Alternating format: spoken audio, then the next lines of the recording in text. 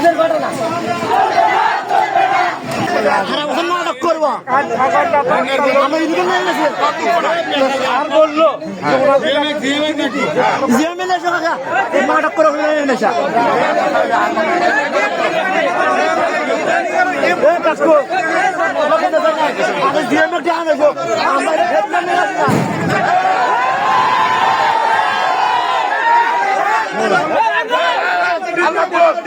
আমাদের বিদ্যুৎ দেয় না, আমাদের জেনারেটার চালান নাকি অন্য অন্য জায়গায় কোনো কারখানা নাই, শিল্প এলাকা নাই, জায়গায় কারেন্ট থাকে, আমাদের কারেন্ট থাকে না।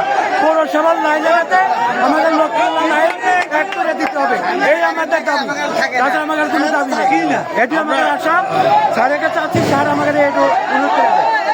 কারণ তো আছে, আমরা গরিব মানুষ, দিন কামের দিন খাই, আর কারণে 100 বার কারণ তো আছে দিনের মধ্যে 1 ঘন্টা সারা দিন বন্ধ থাকে, একদিন 24 বন্ধ থাকে।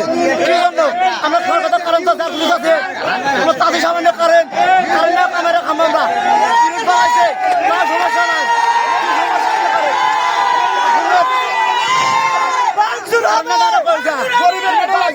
বললে বিদ্যুৎ গরিবের বেলা আছে, আমরা মেনে নেব না। কারেন্ট চাই, শিল্প এলাকায় কারেন্ট চালু থাকে না। আমাদের দাবি একটাই, আমাদের কারেন্ট চাই। দাবিটা একটু বলেন। আমাদের দাবি, আমাদের শিল্প এলাকায় আমাদের অনেক শ্রমিক,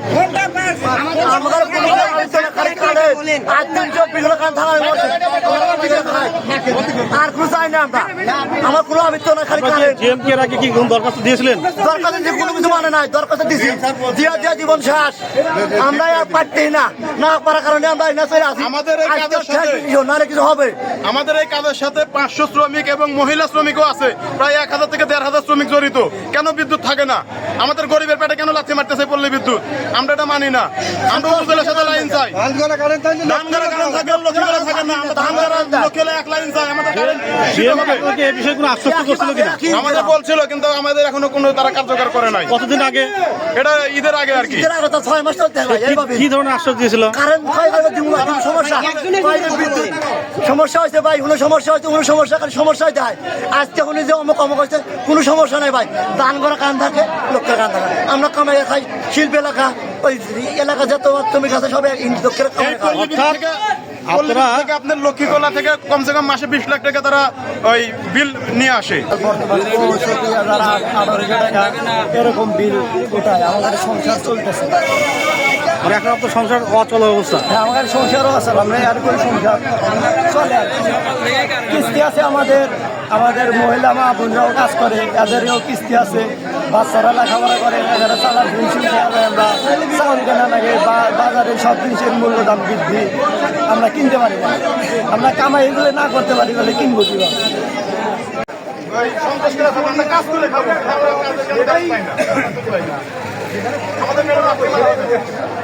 পৌরসভার সাথে লাইন চাই, একটা কথা।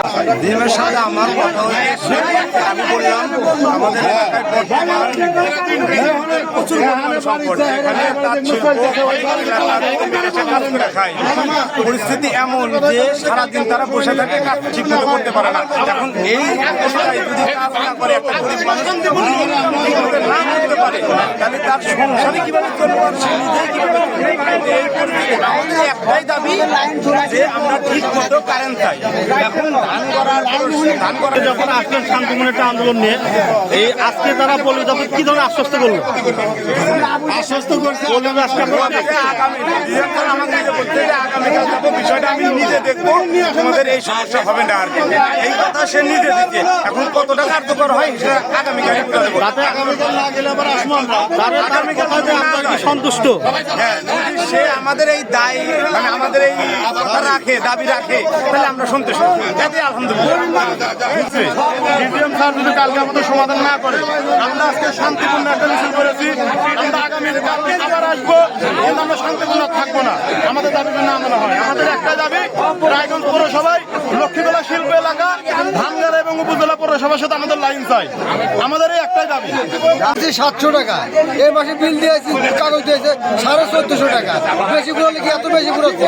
হ্যাঁ, আগের তুলনায় এই মাসে অধিক বিল আসছে। বিল যেখানে বাড়ছে